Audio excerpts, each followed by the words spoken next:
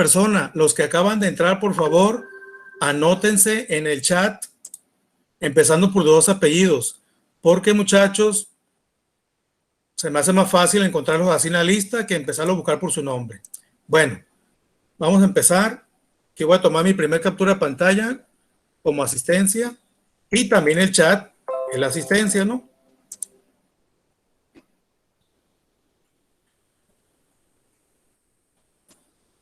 Muy bien. Vamos a empezar con esto, que es una actividad que pide la plataforma. Fíjense bien, muchachos. He de comentarles, ¿no?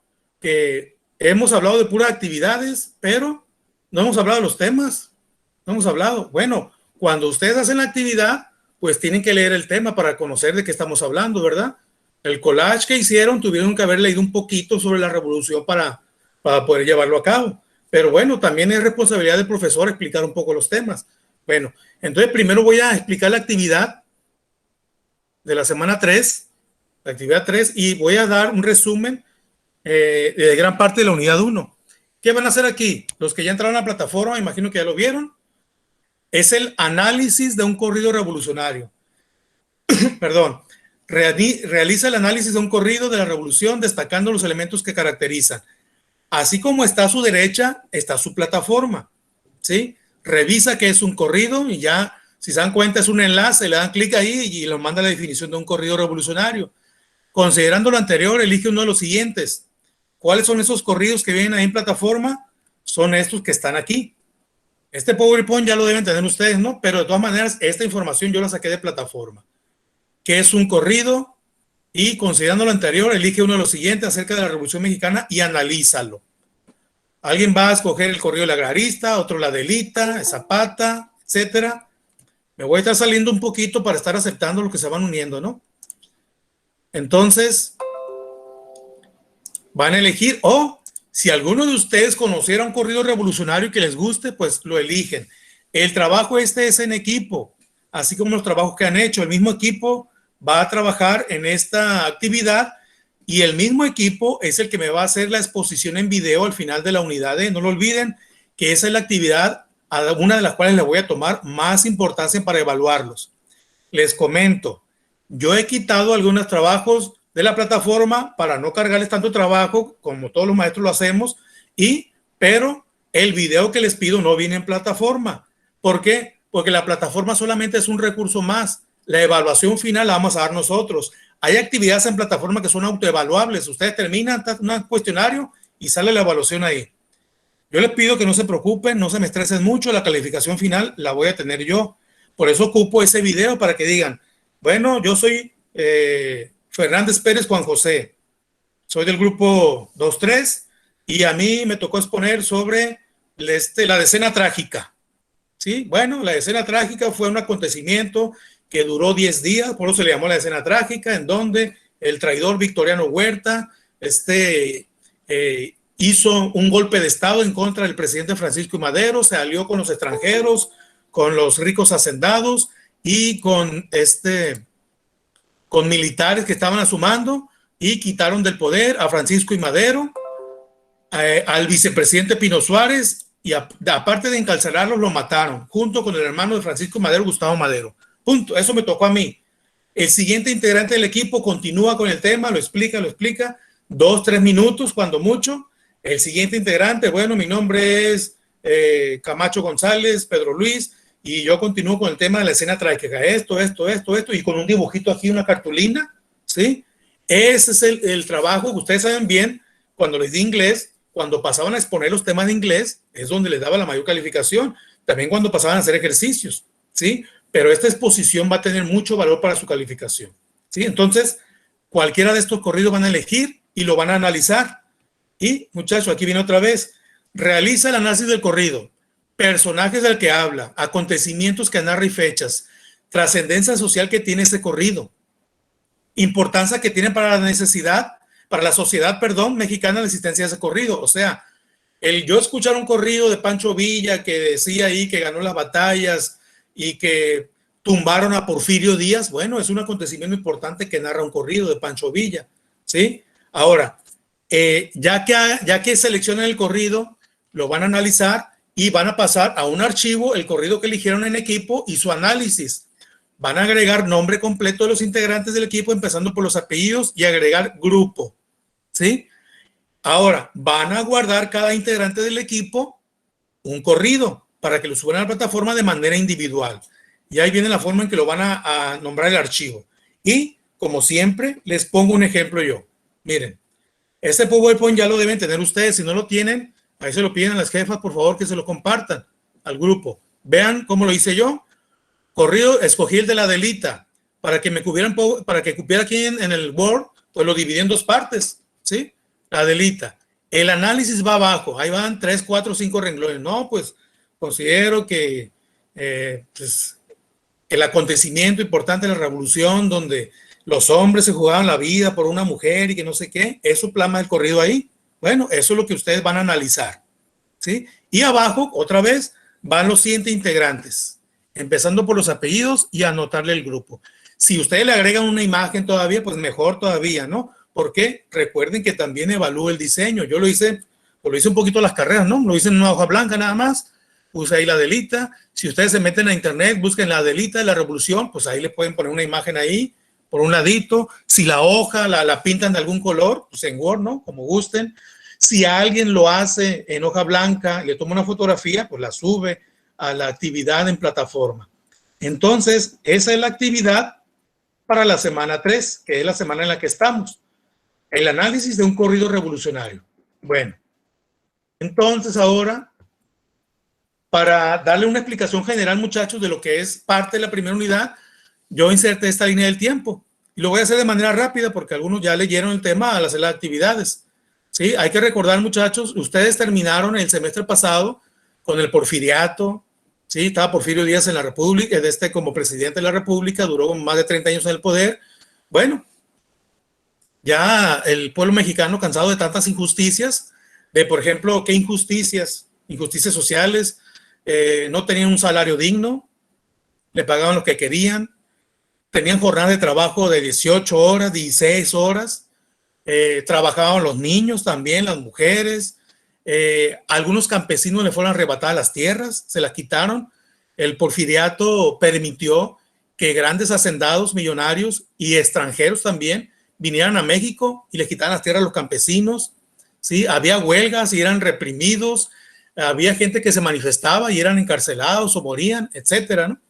Entonces ya el pueblo, cansado de esto, bueno, algunos pensadores, algunos políticos, pues dicen, pues ya basta con este tipo de gobierno, vamos a organizarnos. Uno de los principales personajes, pues Francisco I. Madero, que cuando Porfirio Díaz dice, yo ya me retiro del poder, que haya elecciones y yo ya no le entro, ¿no? Pero ¿qué pasa? Pues hay elecciones otra vez y gana Porfirio Díaz. Y bueno, entonces ya viendo eso, Francisco Madero manda a levantarse en armas al pueblo mexicano un 20 de noviembre de 1910. Para eso se logra que a finales de 1910 ya Porfirio Díaz pues salga derrocado del país, se va exiliado, se va a Francia y entra triunfante en la Ciudad de México Francisco Madero, pero no toma la presidencia, no la toma, él convoca elecciones, hay varios candidatos y claro, finalmente él termina como presidente de la República. Bueno, estando como presidente, dice la línea del tiempo de 1911, Francisco Madero pues trata muchachos de cumplirle a la gente con esas injusticias sociales, ¿no? El asunto es que la revolución no se terminó. Había muchos militares porfiristas en todo el país y ellos seguían luchando por mantener todavía esos privilegios y se enfrentaron a revolucionarios en el país. Mientras Francisco Madero estaba ya como presidente, la mayor preocupación de él era pacificar el país, o sea, que se terminaran los enfrentamientos revolucionarios para que no siguiera muriendo la gente, ¿sí? Entonces, pues se le va yendo el tiempo en la presidencia y no empieza a cumplir lo que había prometido en campaña, de evolución de las tierras, atender las demandas de los trabajadores, las injusticias en las minerías, en las textiles, etcétera, ¿no? Sacar a los grandes millonarios que estaban aquí solamente explotando a los trabajadores.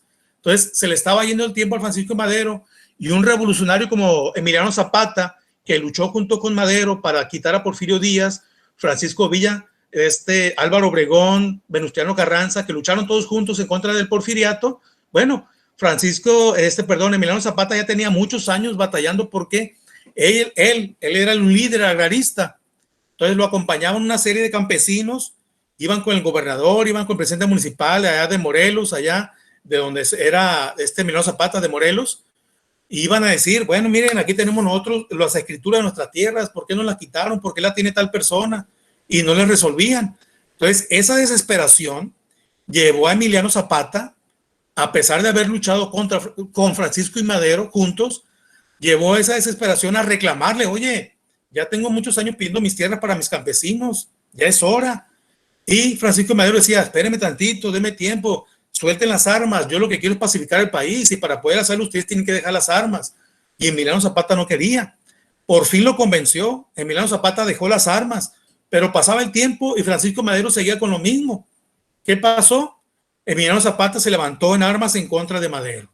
Bueno, ni modo, ahí los líderes revolucionarios se separaron un poquito. Un error muy grande que cometió Francisco y Madero es que, siendo presidente, dejó en su gabinete presidencial a mucho personal porfiristas.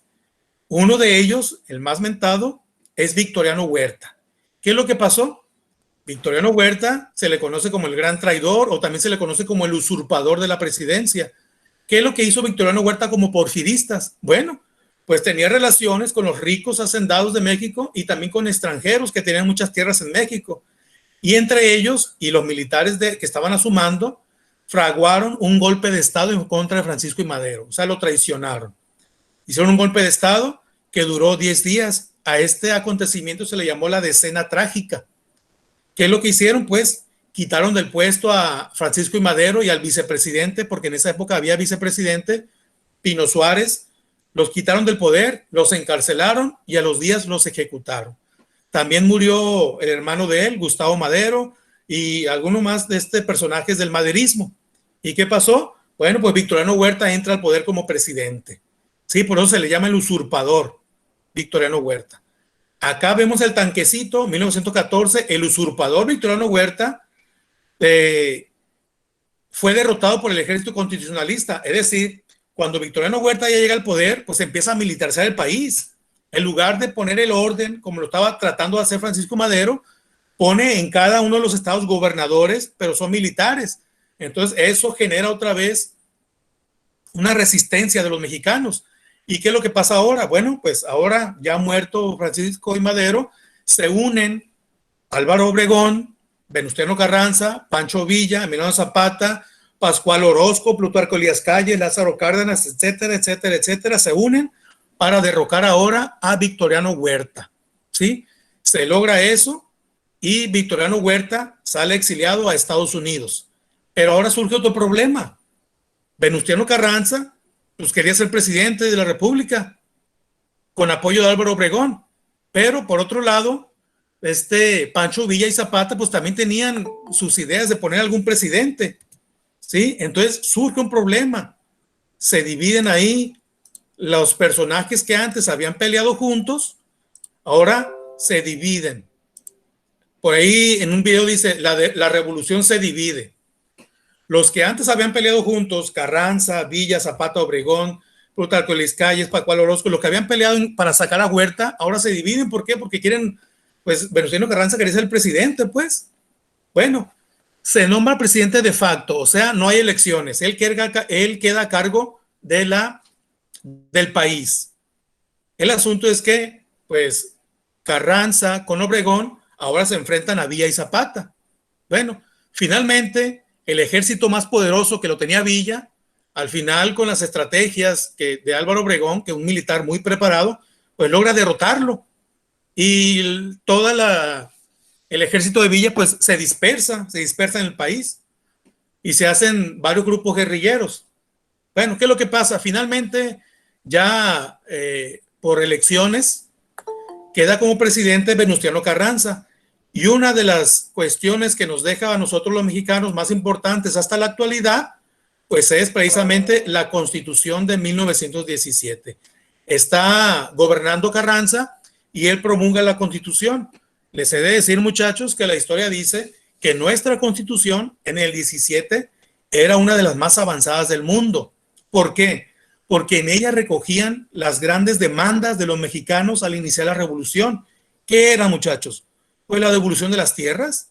El artículo 27 dice, las tierras, los mares, el subsuelo, o sea, las minas, ¿no? Las minas y el petróleo pertenecen solamente a la nación mexicana, etcétera, etcétera. Entonces, eso se recogió en la Constitución de 1917. Aspectos como, ¿qué era lo que pedían los mexicanos? Pues las tierras, ¿sí? Los derechos laborales. Bueno, el artículo 123 de la Constitución que promulgó Venustiano Carranza viene ahí. El horario de trabajo de todo mexicano va a ser de 8 horas. Queda prohibido el trabajo de los menores. Deben de otorgársele seguridad social, etcétera. Entonces, es por eso la importancia de este documento y lo tenemos hasta la actualidad. La gente humilde que no tenía derecho a la educación, pues no podían estudiar. Bueno, en la Constitución del 17 viene el artículo 3. Todo mexicano tiene derecho a una educación laica y gratuita, ¿sí? Una educación que tienda a empoderar a los mexicanos y con un deber patriótico firme. Entonces, los artículos más importantes del 17 en aquella época fueron el 3 de la educación, el 27 referente a las tierras y el 123 referente a los derechos de los trabajadores. Entonces, por eso fue muy importante esta constitución. Si ustedes no lo saben, nosotros en México hemos tenido 3 constituciones, la de 1824, la de 1857 y la que nos rige actualmente, la de 1917. O sea, no ha habido cambios de constitución. La línea del tiempo ahí nos marca 1919, que fue la época en que murió Zapata. Se dicen que pues, fue traicionado por ahí por unos federales que quisieron unirse con él, lo traicionaron y lo mataron. Y para 1920 hay elecciones y queda como presidente Álvaro Obregón. Álvaro Obregón, que también fue un revolucionario que peleó junto con Carranza. Se decía que era el militar más preparado de la revolución, Álvaro Obregón. Por eso es que logró derrotar al ejército de Francisco Villa. Si se dan cuenta, ahí en la fotografía a Álvaro Obregón le hace falta un brazo. Ese fue por un cañonazo en un enfrentamiento que tuvo con Francisco Villa. Por eso se dice en la historia que en 1923, cuando Pancho Villa ya había acabado la revolución, estaba en un rancho ya descansando, sembrando, etcétera, le tienen una emboscada y lo asesinan y se dicen que, pues, que finalmente lo mandó matar Álvaro Obregón, ¿no? Porque pues una de las cosas que tenía era esa venganza porque el brazo que le habían volado en un enfrentamiento, ¿no? Pero también tenían miedo de que Pancho Villa, ya acabada la revolución, se volviera a levantar porque un periodista fue y lo entrevistó y le preguntaron, oiga, ¿y usted qué haría si vuelven las injusticias o como estaba antes? Dice, no, pues yo tengo ahí muchos soldaditos todavía, muchas armas para volverme a levantar en armas si algo pasa. Entonces, eso puso en alerta al gobierno. Bueno, esto otra vez se quiere volver a levantar en armas. Y bueno, le tienen esa emboscada. Bueno, estos temas que están aquí, consolidación del régimen moderno del 20 al 40 y reconsideraciones sobre el proceso revolucionario. ¿Qué iba pasando aquí en México, muchachos? Dice el 1.2, régimen moderno. Es decir, vamos saliendo un poquito ya de la revolución mexicana, de los enfrentamientos armados, aunque todavía se repitieron algunos, ¿no? En 1926 hubo una guerra cristera, revolución también, una guerra armada, pero bueno, en esta época de 1920 para adelante, el país se empezaba a reconstruir, así se le llamó, reconstrucción nacional, como dice ahí arriba del mapa mental, reconstrucción nacional, es decir, bueno, el país empezaba a modernizar, más carreteras, la industria empezaron a venir. Claro, venían a invertir extranjeros, pero ahora sí, bien vigilados por el gobierno, ¿sí? Que no hubiera abuso con los trabajadores, ¿sí? Que no hubiera corrupción. Electricidad, empezaba la red eléctrica, el ferrocarril, muy importante, ¿por qué? Porque se transportaban mucha materia prima, alimentos, etcétera. Entonces el país empezaba a reconstruirse. Con Álvaro Obregón, Plutarco Elías Calles, siguiendo la línea de Obregón, lo mismo, construir más infraestructura, escuelas, edificios gubernamentales, carreteras, electricidad, ferrocarril. Y una de las características de Plutarco Elías Calles que él, por ejemplo, pues implementó una serie de bancos agrícolas. Por favor, alguien que silencie su micrófono. ¿Por qué, muchachos? Porque una de las demandas más importantes de la revolución fue la devolución de las tierras. Pero los campesinos estaban bien pobres. Bueno, ya me devolviste mi tierra, pero ahora ¿con qué siembro? Bueno, a Plutarco Elías Calles se le debe la implementación de bancos agrícolas para dar créditos a los campesinos si pudieran sembrar. ¿Sí? Bueno, el asunto fue que Plutarco Elías Calles pues se sintió con mucho poder, a tal grado de cuando él terminó su presidencia, se dicen que él puso al siguiente presidente. Por eso, al siguiente régimen presidencial se le conoce como el maximato. Aquí lo tenemos en este tercer cuadrito. ¿Por qué maximato? Bueno, Plutarco Elías Calles se le conoció en la revolución como el jefe máximo de la revolución. Entonces, como él puso a Emilio Portes Gil en la presidencia, pues prácticamente Emilio Portes Gil no gobernaba, sino que gobernaba Plutarco Elías Calles a través de Emilio Portes Gil. Situación que no la pudo sostener Emilio Portes Gil y a los 2 años renuncia. ¿Y qué pasa? Bueno, pues Plutarco Elías Calles ahora pone a Pascual Ortiz Rubio y hacen lo mismo. Él manda a través de Pascual Ortiz Rubio y este también renuncia a los 2 años. Y Plutarco Elías Calles pone a Abelardo L. Rodríguez. Bueno, pues ya terminó gobernando el país. Cada uno duró 2 años, ¿sí? Pero todo se dice en la historia que Plutarco Elías Calles era el que daba las órdenes en ese periodo presidencial. Bueno, ¿qué es lo que pasa después del maximato? Si ustedes conocen al personaje que está aquí abajo, pues Lázaro Cárdenas, también tuvo el apoyo de Plutarco Elías Calles, pero Lázaro Cárdenas no permitió que siguiera ordenando en la presidencia Elías Calles.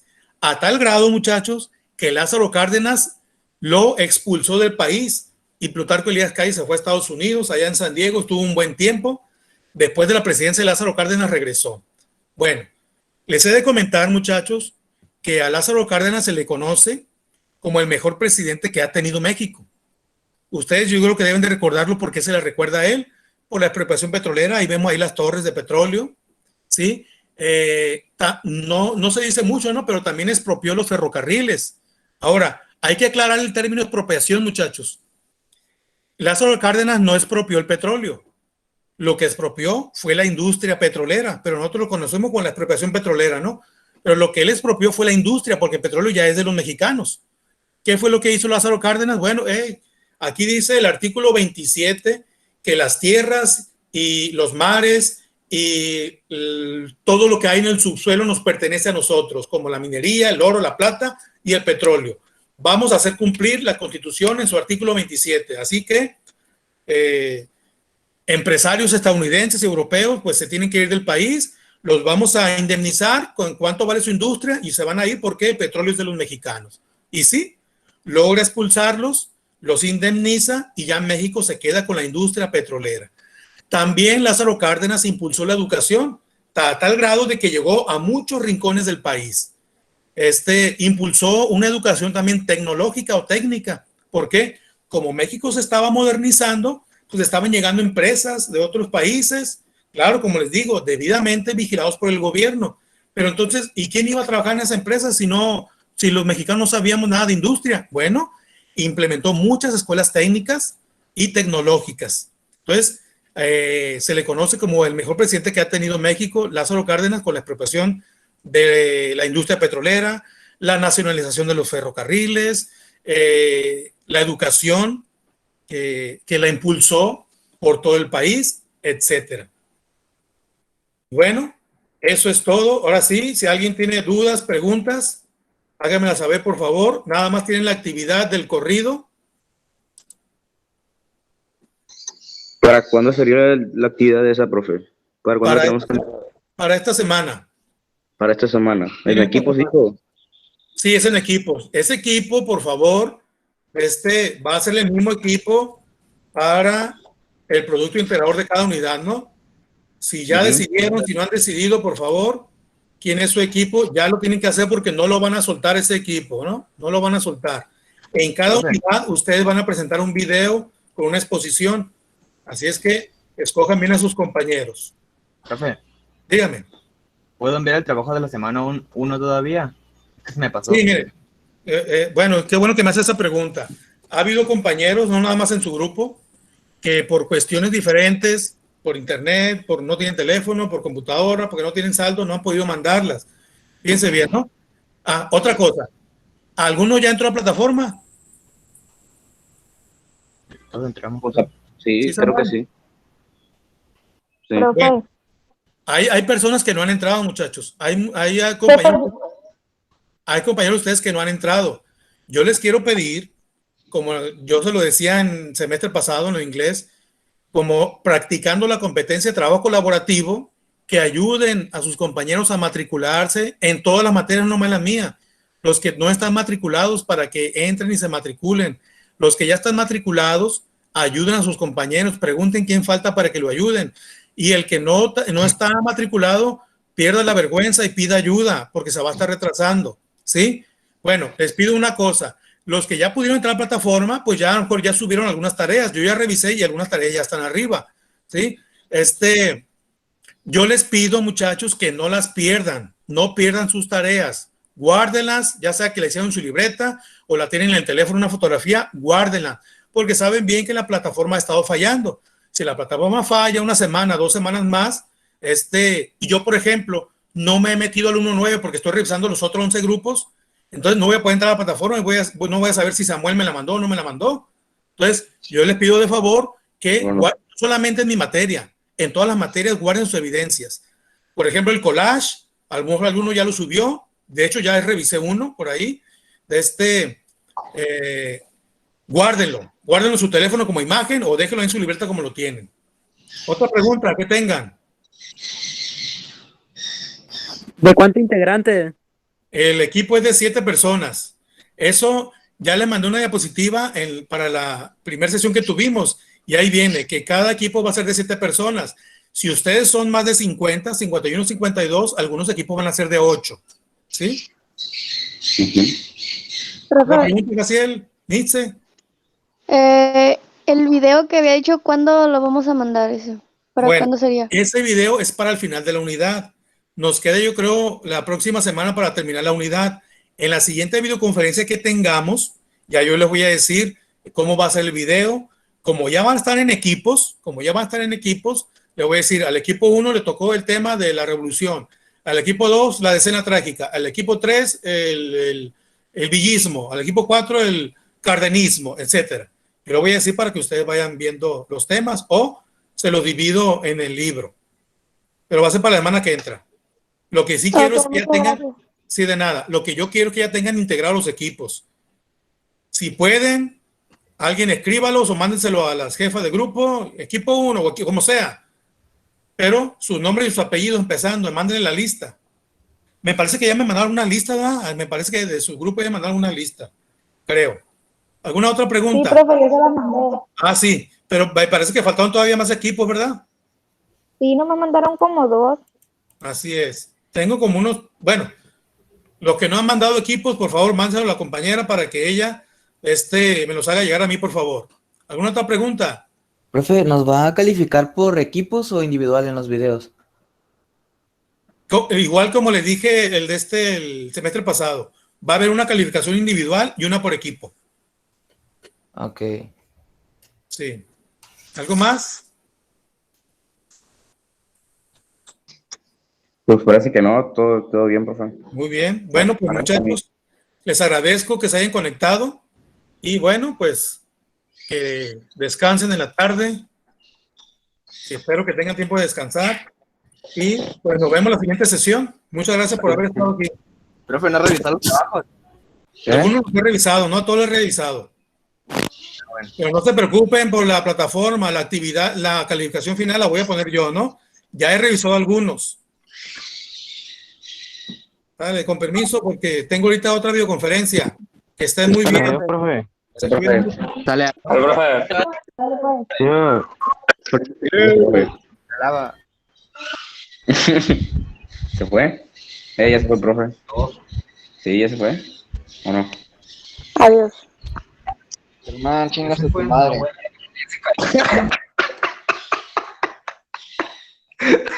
Se mamó.